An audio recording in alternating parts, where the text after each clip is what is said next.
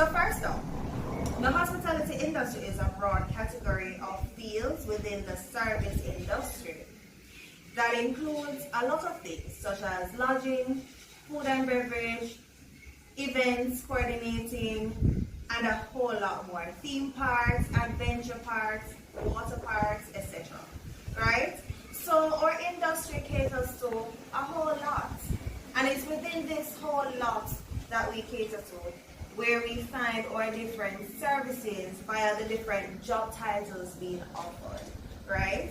So what I'm going to do now is basically just give you a rundown as to the different departments in which our different services would have come from, and then give you the different career opportunities that would have been found within these different departments, all right?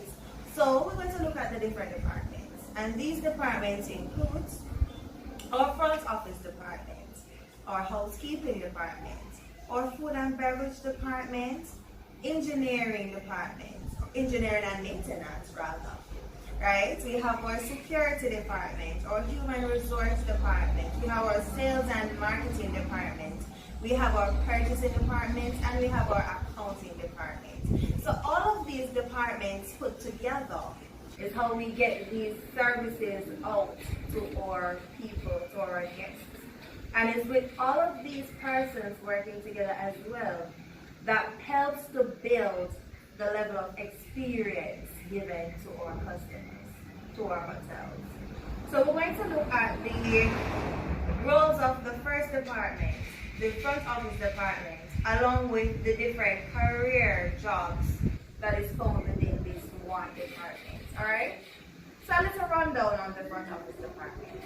This department performs various duties, from reservations to receptions to registrations, room assignments, along with settlements of bills.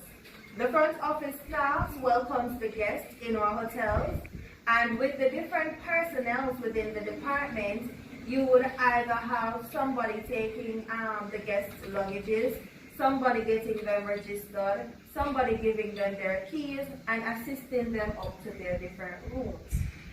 The front office department is also considered the hub of the industry or the hotel, because this is where the guest's first encounter begins. This is where the service begins for the guests. And following through, they would have also been encountering with the different departments, the different personnel as they stay at our premise. Alright? So the different job titles that we can find within the department. We have one, our front office manager. So if you are one that likes to lead, like to make conscious decisions, etc., then this would be suited for you. We have our night auditor. So if you are a person who likes accounting, likes to do settlement of bills, etc., then this would be likely for you as well. We have our concierge. We have our reservation clerks. We have our reception clerks or front desk clerk.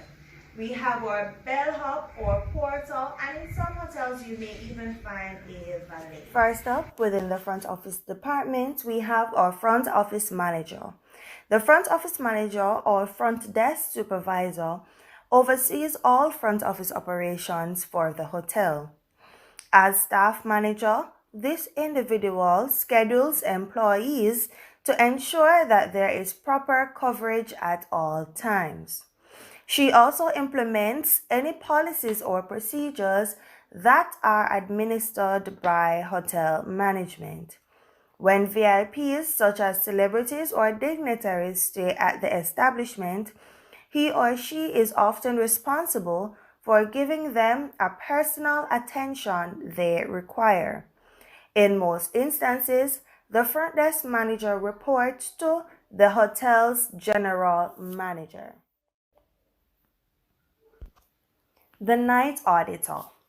They are responsible for taking care of all duties related to client servicing during the night shift at the hotel, including overseeing all guest requests, keeping all official paperwork up to date, and managing the front desk. A night auditor must also be able to handle all activities related to accounting and billing, such as balancing accounts from the day shift, preparing cash, credit card, and check summaries, adding any charges incurred by guests during the night, and correcting any mistakes found. The concierge. The concierge of a hotel is a front office personnel who coordinates guest entertainments, travel, and other activity. Anytime guests have a question, such as directions to a local attraction, she finds the answer as quickly as possible. In addition, she makes restaurant reservations, orders car service, and may even arrange personal shopping for the guest. So if the guest has any question he or she would like to ask, they will just need to visit the concierge desk and he or she will take care of it. The reservation clerk. The reservation clerk communicates with prospective guests via telephone and internet, scheduling their stays and documenting any special needs they may have. For example, if a guest requests a room on a non-smoking floor, the reservation clerk will make special note of this so that an appropriate room will be ready when the guest arrives. So remember, this person communicates with the guests via the telephone or via the internet. The reception's clerk or the front desk clerk. When guests arrive, the front desk clerk checks them in, inputting their names into the facilities registry, assigning them to a room, and answering any basic questions or requests the guests may have throughout their stay. For example, a guest may call the front desk to report the leaky bathroom faucet. The clerk would then contact the maintenance department so that the appropriate repairs can be made. At the end of a guest stay, a front desk clerk checks them out. In addition, the clerk reports any concerns the guest may have to management. Next up, we have the bellhop or porter. A bellhop or porter greets guests once they check into the establishment or the hotel. This individual carries the guest's luggage while showing them to their room, ensuring that everything in the room is in order and properly working. The porter checks the room equipment such as lighting and ventilation. He may also instruct visitors how to operate hotel systems such as television remote controls and telephones. So this would have summarized some of, not all, but some of, most of the different career jobs that is found within the front office department. Following the information given about the front desk, we're going to move on to look at the food and beverage department. Now, the food and beverage department is responsible for giving or supplying our guests with quality food. He or she working within the food and beverage department needs to ensure that the guest walks out with a belly full, is satisfied with the plating of the food, satisfied with the food costing, and is satisfied with the overall aesthetics of the room in which they are dining. So whether it is by the bar, you need to ensure that they are satisfied with the aesthetics of the bar, and you need to ensure that they are also satisfied with the aesthetics of our restaurants, if it is that it is in a restaurant that they are going to dine. So our food that the customers would have been eating would have come from our kitchens, and our drinks indeed from our bars. So we need to ensure that in all different areas, in all the places that they're getting their food and drinks, that they are indeed satisfied. Some of the career opportunities that you will find within the food and beverage department includes 1. Food and beverage manager, food and beverage supervisor, or waiters, or waitresses. Within the kitchen, you would have had or chefs, or head chefs, or sous chefs, or executive chefs, or pantry personnel, or pastry chefs. You would have had our butchers, or stewards, or store clerk. We have our bartenders, or dining room manager, and our catering manager. The food and beverage supervisor. The food and beverage supervisor supervises the kitchen and bar staff, including the food and beverage servers. They have excellent communication and human resource management skills. During peak hours or meal times, they may assist in seating or serving customers. Their duties include the use of human resource management skills. For example, supervising and scheduling food and beverage staff, ensuring customer satisfaction, resolving complaints, conflicts, and problems, ordering and maintaining inventory cost control. The food and beverage servers, or waiters or waitresses as we know them. The food and beverage servers request orders from and serves food and beverage to guests. They are employed in restaurants, dining rooms, fast food outlets, hotels, private clubs, etc. They are very familiar with the food and beverage that they are served at the establishment in which they work. They have knowledge of service techniques and are able to work efficiently around guests. This position is fast-paced, especially during busy times. Servers usually receive gratitudes and may also receive meals or discounts on meals at work. Their duties include to take and relay food and beverage orders, serve food and beverage to guests, check on guest satisfaction, handle complaints and concerns of customers, provide food and beverage product knowledge, use proper serving techniques, practice responsible alcohol service, cash out, and reconcile cash with total sales. The executive chefs. The executive chefs oversee food preparation and cooking activities in a facility for several restaurants in an establishment or chain. They supervise chefs, sous chefs, line cooks, and kitchen helpers.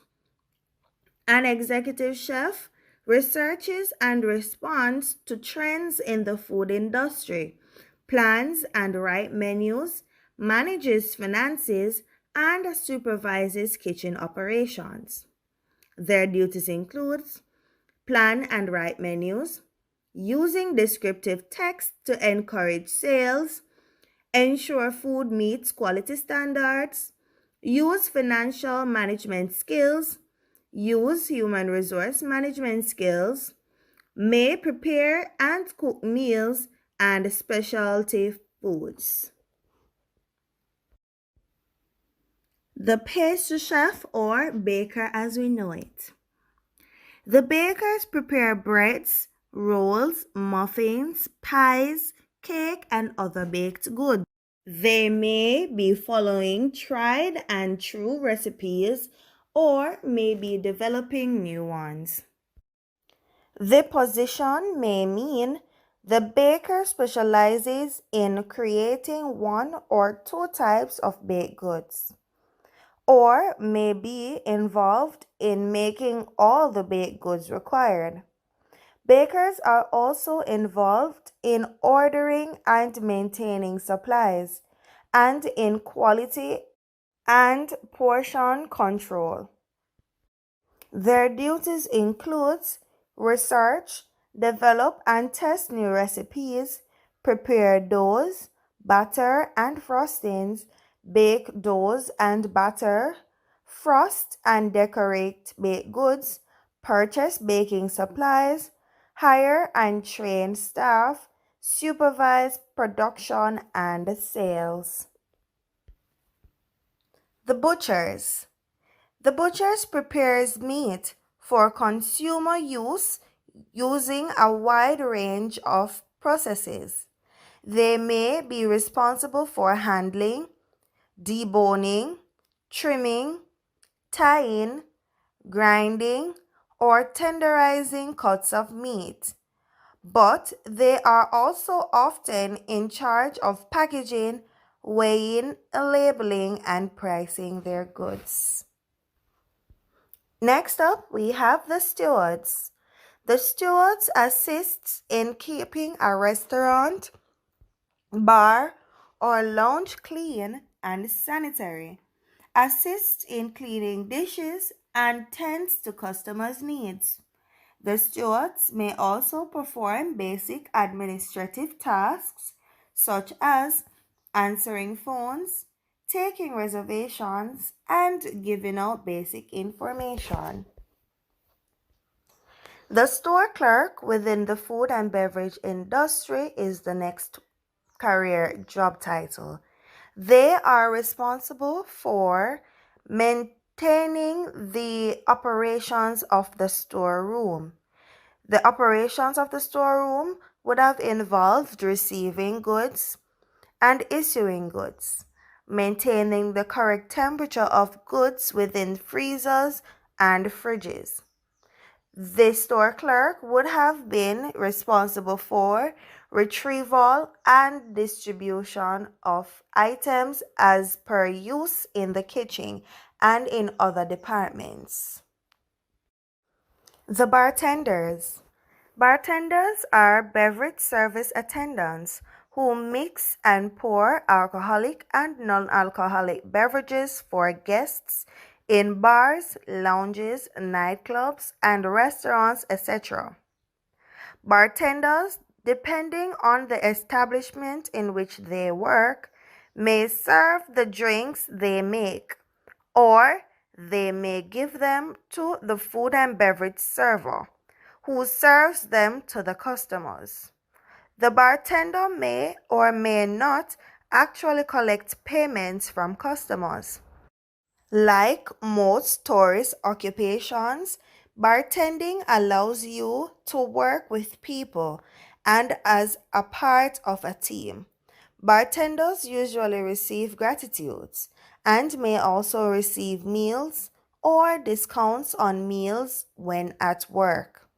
Their duties: to provide customer service, prepares beverages using proper bartending techniques, practice responsible alcohol service, clean and maintain bar area, wash glassware, and maintain control inventory of bar stock and supplies. Last but not least, we have our catering supervisor or manager. Our catering managers oversees all aspects of catering services in the hotels, resorts, or private clubs. The position of catering manager is very similar to the position of beverage service manager. The focus is just different. The management skills is one position that can be used in the other. However, knowledge of the food and beverage area is essential for catering managers. Their duties involves use operation management skills, use financial management skills, for example, assess total budget, assist in promotion and sales, maintain records, conduct regular inspections of operations, resolve customer complaints, manage human resources such as determining number of staff required for an event and then assigning duties, consult with clients, providing plans and cost estimates, maintain contact with clients before, during, and after event to ensure satisfaction. Before we leave off this, we're going to look at the duties of the food and beverage operators, right? And these would have included to prepare the tables for counter meals, to stock the service areas with supplies, to greet the customers, present them with a menu, and to help them select food items, to inform the guests or the customers about daily specials, to pick up and serve orders, to suggest and serve desserts and beverages, to clean and reset tables, to tabulate bills, and to also record orders and place them in the kitchen.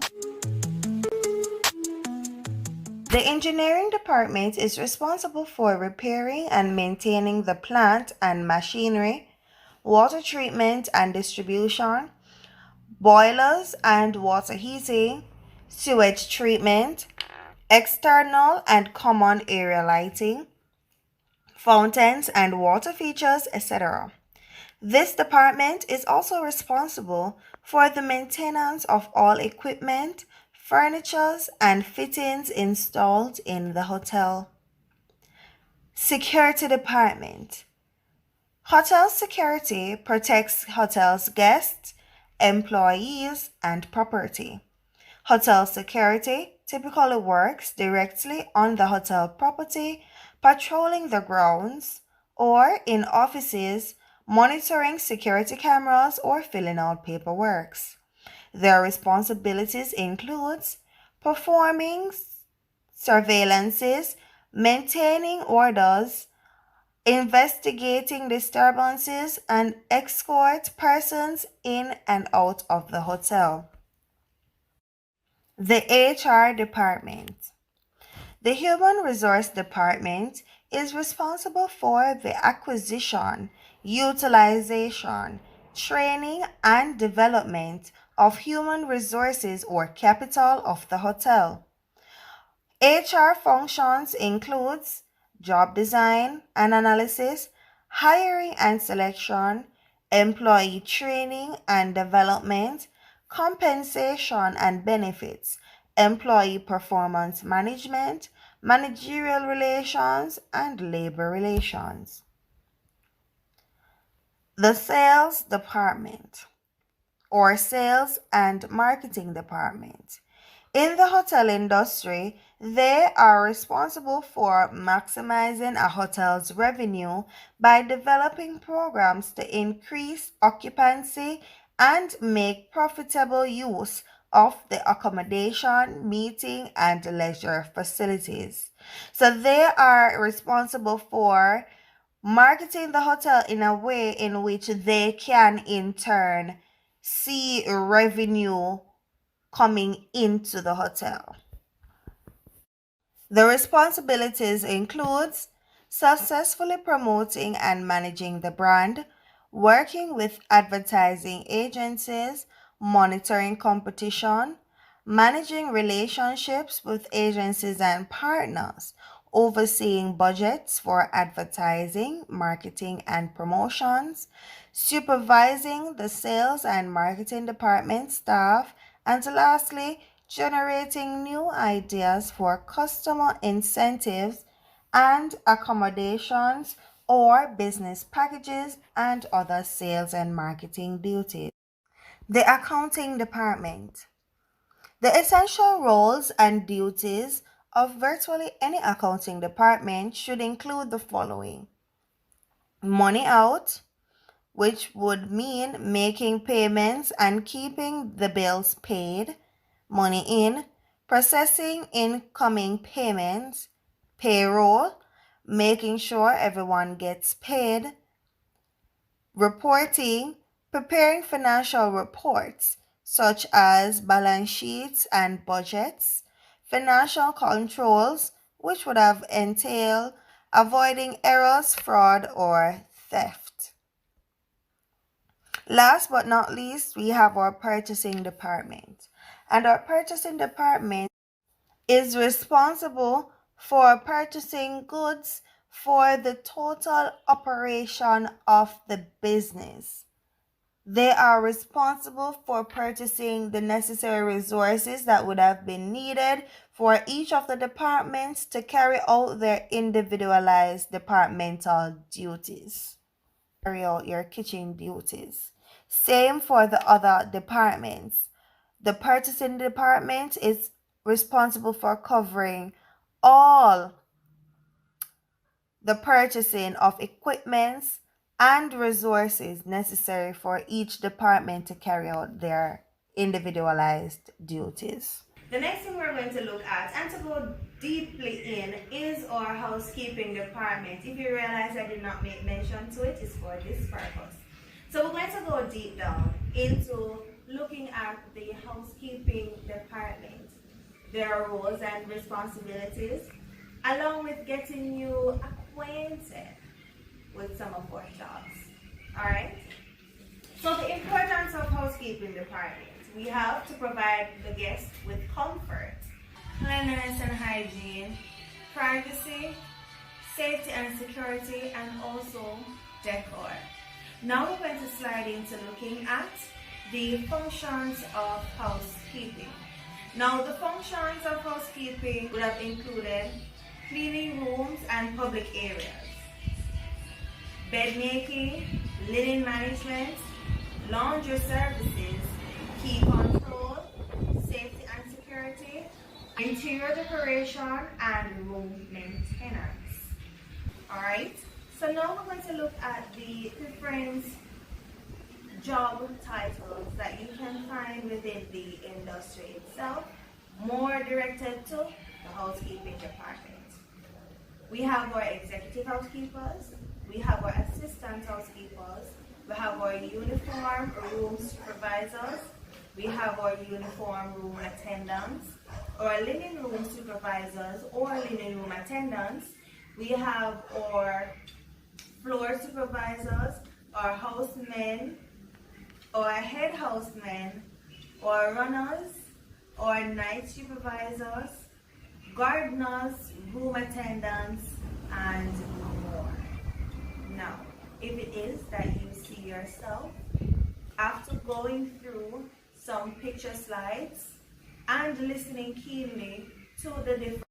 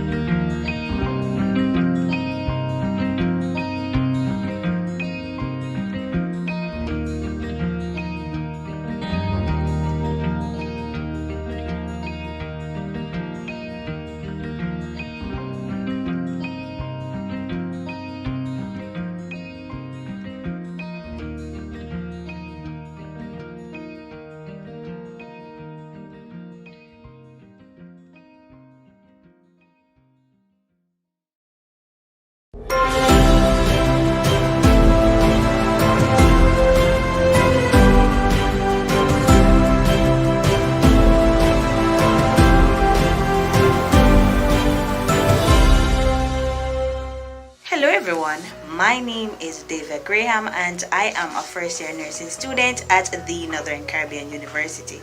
When I just applied at NCU, trust me, I did not have a cent to my name. I know it sounds cliche, but it's true. And I met this wonderful young lady that introduced me to the whale program. I know of the whale program, but I did not really know the benefits of the whale program. So I did the application. I prayed over that application because trust me, I knew that God would come through for me. I prayed with my mother until one day I got a phone call and the phone call said, "Congratulations, David." That's when I started to jump. I didn't even want to hear anything else. As long as you say congratulations, I know I won something.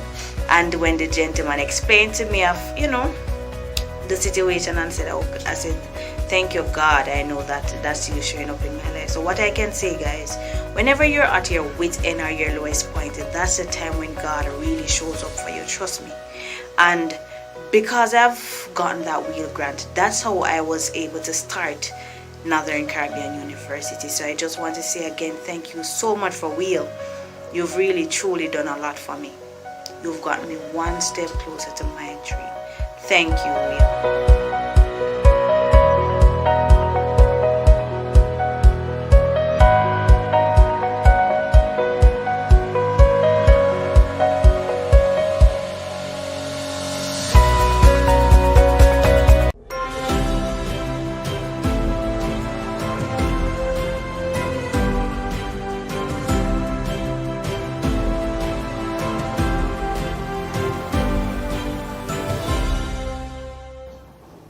My name is Andrew Howell.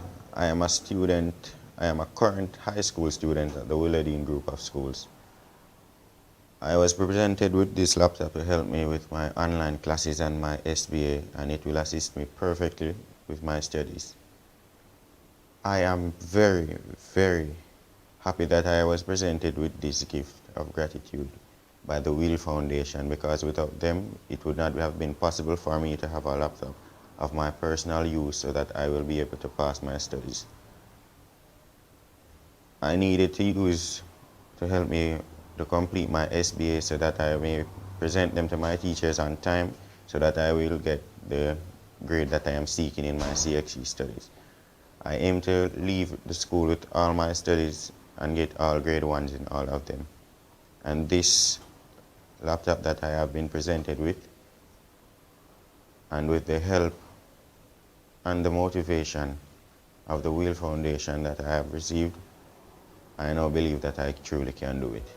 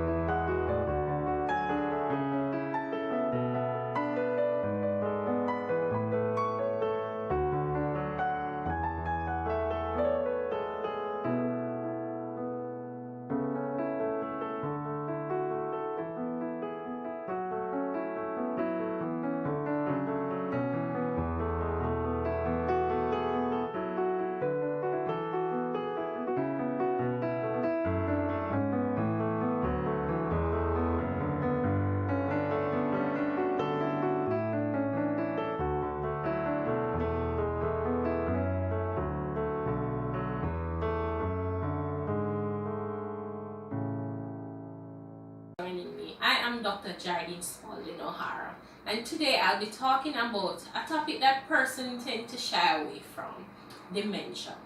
In the medical world, we call it neurocognitive disorder, whether major or mild. And so, for our elderly population, who tend to be a vulnerable group, they tend to be one of the major persons that get this disorder. But please note, this can happen even in the young. So you have irreversible and reversible dementia. And so some of the reversible ones could be nutritionally. So for our young persons, if you have sexually transmitted diseases, if you have, for instance, B12 deficiency, you're strict vegetarian, the Rastafarians and some of our Adventist members, if you're strictly eating plant-based diet without B12 supplements, you are at risk of getting your cognitive disability from the B12 deficiency, but that can be reversed if you correct that nutritional deficit. But to our main focus, our elderly population, who would have spent so much energy on us growing up, they would have cared for us. Grandma would have given you your sweetie, and would have prevented mommy or dad from beating you. So when they're now in their time of need, we need to take care of them. So for dementia, some of the things we need to look out for is if they ever had hypertension, diabetes, if they have ever had a stroke, that could put them at risk of vascular dementia.